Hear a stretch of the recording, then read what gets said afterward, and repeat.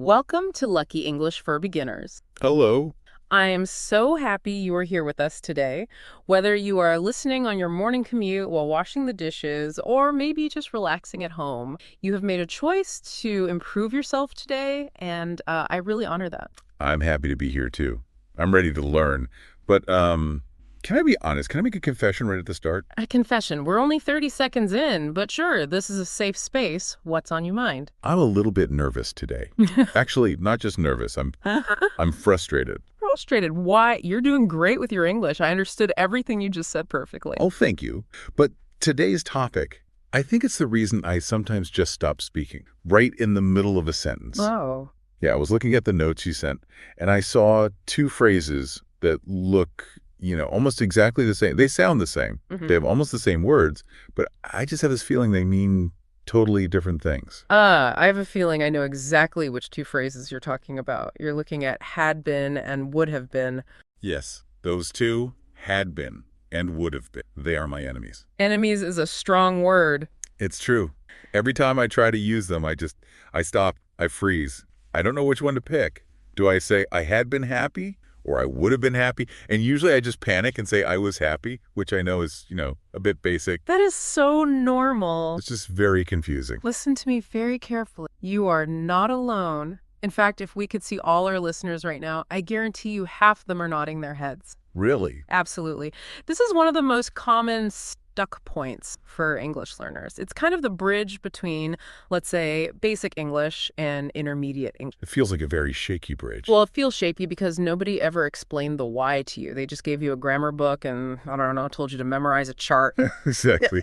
Hate those charts. But today, we are going to burn the grammar book, metaphorically, of course. Burn the book. I like the sound of that. We're going to look at the logic because the good news is the difference is actually very simple. It's not about memorizing complex rules. It's all about the situation. One phrase is for real life. Okay. And the other phrase is for imagination. Real life versus imagination. That sounds philosophical. It is a little bit. Think of it like this. One tense is a reporter. It tells you the facts. It says what happened. A reporter. The other tense is a storyteller. It tells you about dreams, wishes, and, things that did not happen. Okay. Reporter versus storyteller. Yeah. Real versus a story. Yeah. That helps a little bit. Yeah. But how do we know which one is which? That is our mission today. We are going to take this deep dive very slowly. We're going to build a timeline right in your head. We're going to look at examples you can actually feel. And by the end of this, I want you to feel 100% confident. 100%. Yes, 100% when you decide between had been and would have been. That's a big promise. But okay, I trust you. I'm ready. Let's do it. Where do we start? We're going to start with the solid ground, the real world. Okay. We are going to start with had been. Had been. Okay. I know the grammar name for this. I remember it from school. It's the past perfect tense, right? Yes, that is the official grammar name, Yeah. past perfect. But does that name actually help you understand it? Not really. It just sounds fancy. Perfect. Nothing about my English is perfect. Exactly. So let's not worry about the scary names today. If you want to impress a linguist, you can say past perfect. If you want to communicate, let's just think about the meaning. Okay. Had been describes a real situation in the past. A real situation. So it's true. It's a fact. Yes, it's true. It really happened. But there's a special trick to it. It's not just the past. It's the past before the past. Past before the past. Okay, wait.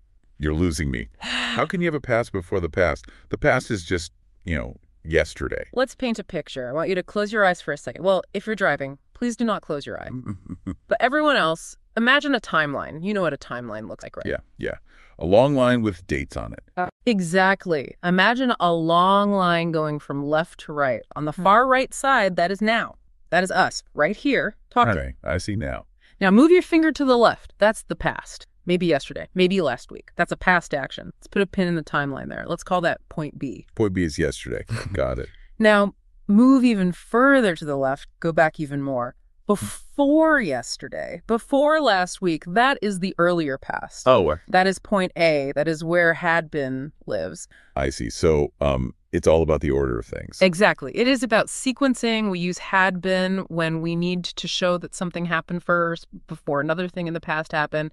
It sets the scene. It gives us the background information. Can we try an example? I think examples help me the most. The timeline in my head is a little abstract. Definitely. Let's look at a very common situation, being tired. Everyone knows what it feels like to be tired, I right? know it very well.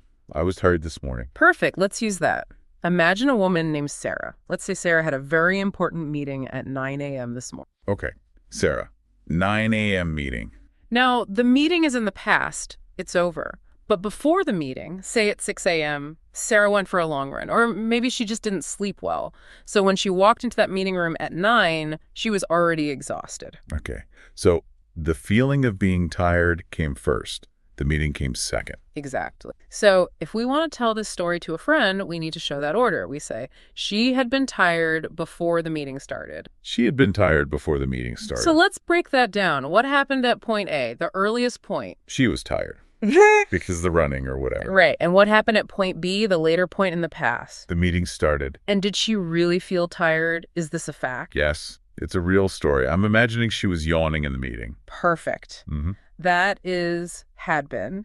It tells us the state she was in before the next thing happened. She had been tired. Oh, If you just say she was tired when the meeting started, that is okay too. But had been really emphasizes that the tiredness was already there. it sounds more descriptive, like I'm writing a novel or something. Yes, it is a storytelling tense. It gives context. Let's try another one. This one is about waiting for a bus. Classic frustration. Oh, I hate waiting for the bus, Mm. especially in the rain. Let's add rain. It makes the story better. So imagine you're standing at the bus stop. It's raining. You wait for 1 hour, 60 minutes. It's a long time. Finally, the bus arrives. Okay, so the waiting happened first. The bus arriving happened second. Correct. Both are in the past, but the waiting was earlier, and it continued up until the bus came, so we say. They had been waiting for an hour when the bus arrived. They had been waiting for an hour when the bus arrived. Okay, I can see the timeline clearly now. First, the long wait. That's the had been part, point A. Mm-hmm. Then the bus comes. That's the simple past, point B. You got it. And again, is this real? Did they actually wait? Yes, they really waited. They are wet from the rain. It is a fact. You're seeing the pattern here. Had been means it was already true in the past. It is a fact. It provides the backstory. The backstory. I like that word. Okay, I want you to try to make a sentence now. It's Yeah. a bit scary, I know, but I'll help you. Okay. In the notes, there's an example about a teacher and a principal. Can you try to put that into a had been sentence? Okay. I need to find point A and point B. So there is a man. He is a principal now, or he was a principal. But before that, in the deeper past, he was a teacher. Right. Being a teacher happened first. That is your point A. So he had been a teacher before he became a principal. Boom. Perfect. He had been a teacher before he became a principal. You nailed it. It feels good to say it right. He had been a teacher. It means he finished that part of his life before the next part started. Exactly. You were telling a history. You're giving the order of events. If you just said he was a teacher and he was a principal, it sounds like maybe he did them at the same time, or it's just a list. Right. Had been creates a bridge from the past to the less distant past. A bridge from the past to the less distant past. Okay. I think it had been. It's the reporter. It reports the backstory. You have mastered part one. That's exactly the real earlier past. Now, are you ready to leave the real world? Leave the real world. That sounds Yeah. dramatic. Where are we going? We are going to the multiverse. The multiverse. It's like in the superhero movies. Exactly like the movies. We're going to the world of what if. We are going to the world of would have been. Okay. The second confusing phrase, my other enemy, would have been. This one is technically called the modal perfect. But again, let's forget the name immediately. Let's think about the meaning. Okay. Would have been describes an imagined past. Imagined. So It- it did not happen. Correct. It did not really happen. It is a hypothetical situation. It's the movie version of your life that was never filmed. I like that. The Lost movie. Exactly. And usually would have been has a best friend, a word that it likes to hang out with all the time. Do you know what that word is? Is it the word if? Yes. It loves the word if because if starts the fantasy. If this had happened, then that would have been the result. Okay. Let's go back to our friend Sarah, the tired woman. Good idea. So in the first part, we said she had been tired. That was real. She's yawning. She needed coffee. It was a fact. Right. Real tired. Point A on the timeline. Now let's change reality. Imagine Sarah actually slept very well. She went to bed at 8 p.m. She feels great. She is full of energy. Okay. So in this version, she's happy. But we can imagine a different world. We can look at her and say, She would have been tired if she had worked all night. She would have been tired if she had worked all night. Wait, let me analyze this slowly. Go ahead. Did she work all night? No. She slept. Is she tired? No. She is energetic. So the whole sentence is describing something that isn't real. Exactly. It's not a lie, though. It's a scenario. We're saying in this imaginary world where she worked all night, the result would have been tiredness. I see. It's cause and effect, but in a dream world, she would have been tired, but she isn't. Yes. Would have been means an unreal or imagined past result. This is very useful for explaining things or making excuses or expressing regrets. Regrets, like being sad about something. Yes. Let's look at another example. Imagine I had a birthday party last night. There was cake, music. It was great, but you didn't come. I'm sorry, I was busy. I had to, wash my hair. That is a terrible excuse, but that's okay.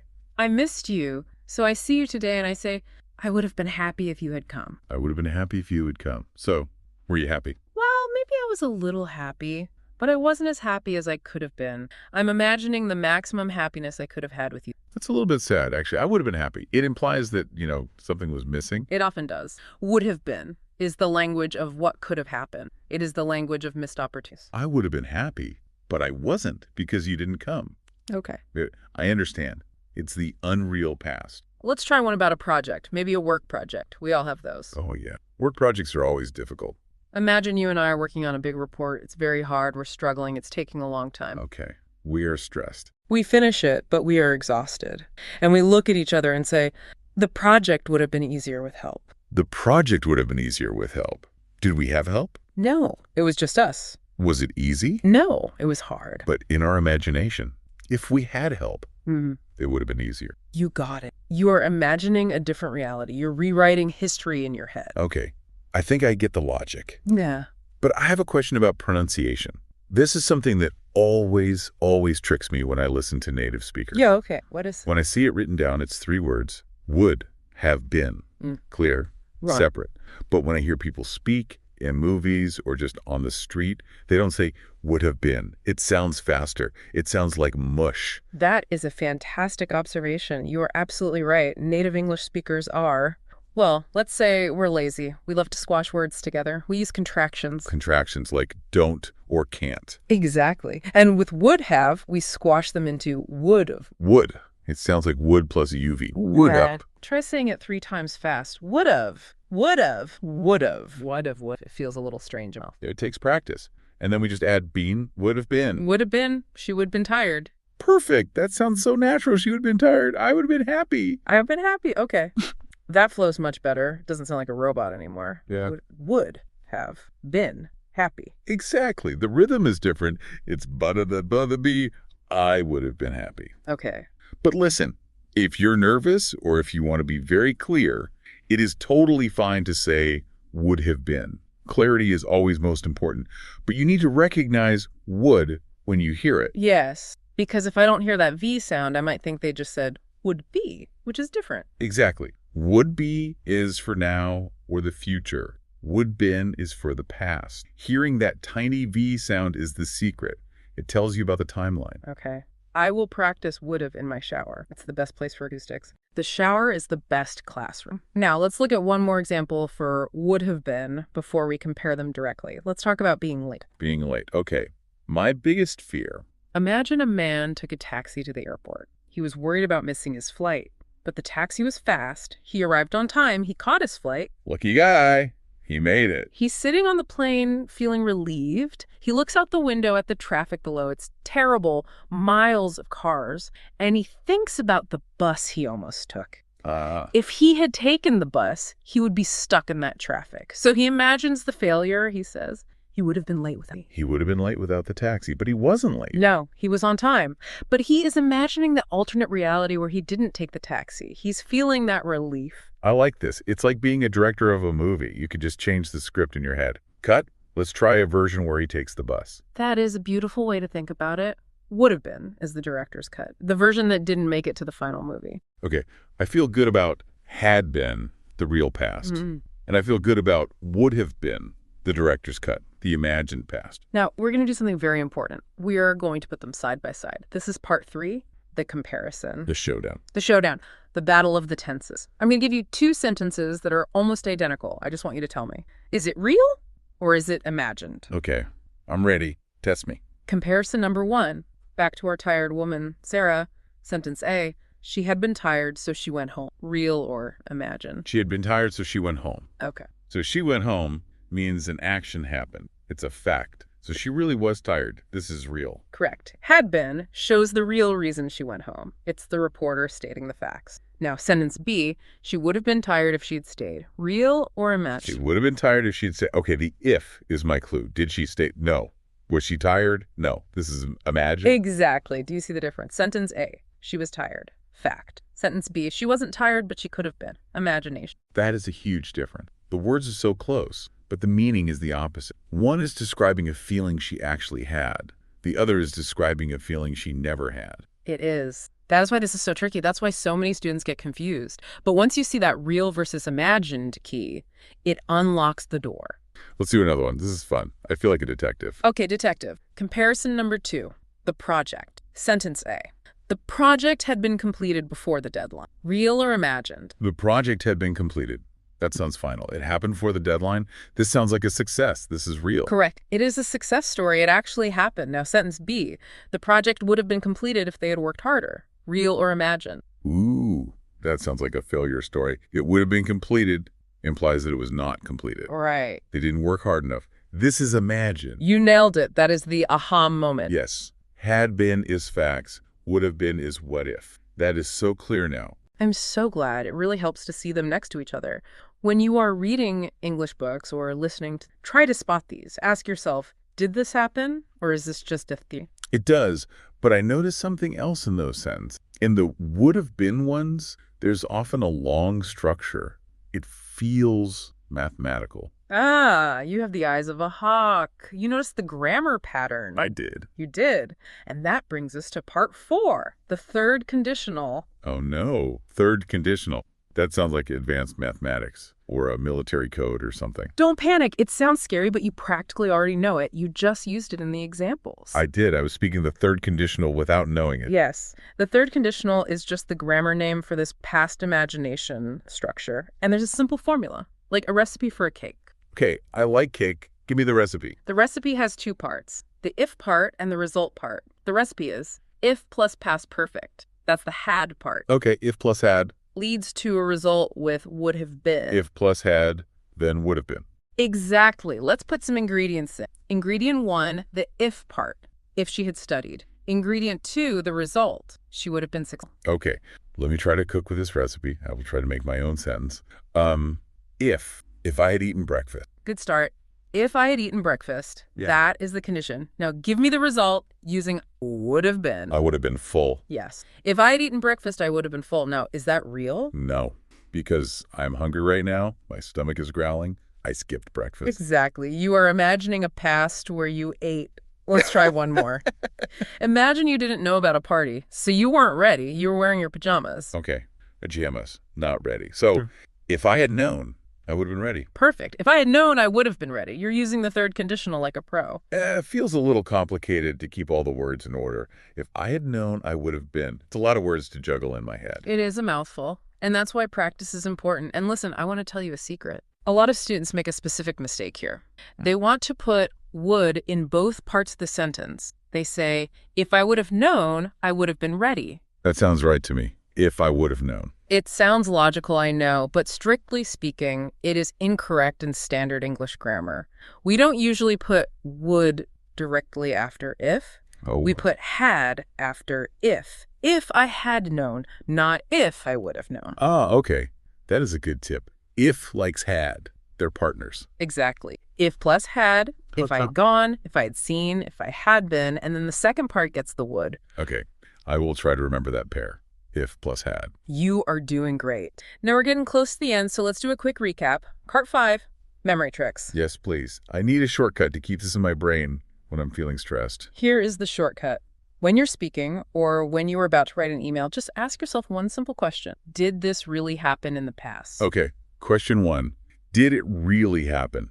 If the answer is yes. If yes, use had been. It is the real earlier past. It's the reporter. Okay. Real equals had been. Then ask yourself, is this a story? Is this a what if? And if the answer is yes, If yes, use would have been. It is the unreal past. It's the director's cut. okay, real equals had been. Unreal equals would have been. That is easy to remember. Let's test it. I am going to give you a pop quiz. Are you ready? Oh boy, a quiz. My hands are sweating. Okay, I'm ready. Don't worry, it's open book. I'll give you a sentence with a blank space. You have to fill it in with had or would have. Question 1. If I had known, I'd been ready. Okay, I see the word if. That sounds like imagination. If I had known. And we learned that the second part of the recipe needs would. So the answer is would have. If I had known, I would have been ready. Correct. 100 points. C. Logic. Question 2. Well- She'd been sick before the exam. You've been sick before the exam. Okay, Yeah. before the exam is a time marker. It sounds like a real event. She was sick, then the exam happened. So it's real, a fact. The answer is had. She had been sick before the exam. Fantastic. You got it right again. You are graduating from Lucky English University. Thank you, thank you. I feel much more confident now. It feels less like magic and more like mechanics. That's what we want. Mm. But we're not done yet. We have one more very important person to talk to. Is there a guest? The listener. You, the person with the headphones on. Oh, right. The most important person. Yes. Part 6 is for you, the listener. We want you to practice speaking. It's not enough to just listen to us chat. You need to move your mouth. You need to make the sound. It feels funny to talk to a podcast. I know. I do it in my car sometimes. People look at me at the traffic lights. But it really helps. It builds muscle memory. It does. So I'm going to ask you 2 questions. I want you to pause the audio if you need to and answer aloud. Use the phrases we learned today. Okay, listener, get ready. Yeah. Clear your throat. Question number 1. Think about a time you made a mistake or didn't work hard enough. Or maybe a time you didn't study for a test. What would have happened if you had studied harder? Try to start your sentence with, I would have been. I will give you a moment. Go ahead. Say it. I would have been. Did you say something like, I would have been smarter, or I would have been successful, or even I would have been tired? If yes, great job. You just used the imaginary past. Okay. Question number 2. Think about your day yesterday. Had you been busy yesterday before you ate dinner? Think about the timeline. Dinner is point B. What happened at point A? Try to use I had been. Maybe I had been busy, or I had not been, or maybe I had been cooking. Give it a try. I hope they're answering. I am sure they are. Even a whisper counts. Just forming the words helps your brain connect the neurons. You know, this lesson really helped me. I felt like had been and would have been were enemies trying to trick me. But now I see they just have different jobs. Oh, yeah. One is a reporter for facts. Mm-hmm. One is a storyteller for dreams. That is a beautiful summary. Reporter for facts, storyteller for dreams. I might have to steal that for my next class. You can have it. Consider it a gift. Thank you. And listen, to everyone listening, English grammar can feel like a giant mountain, but every big mountain is climbed one step at a time.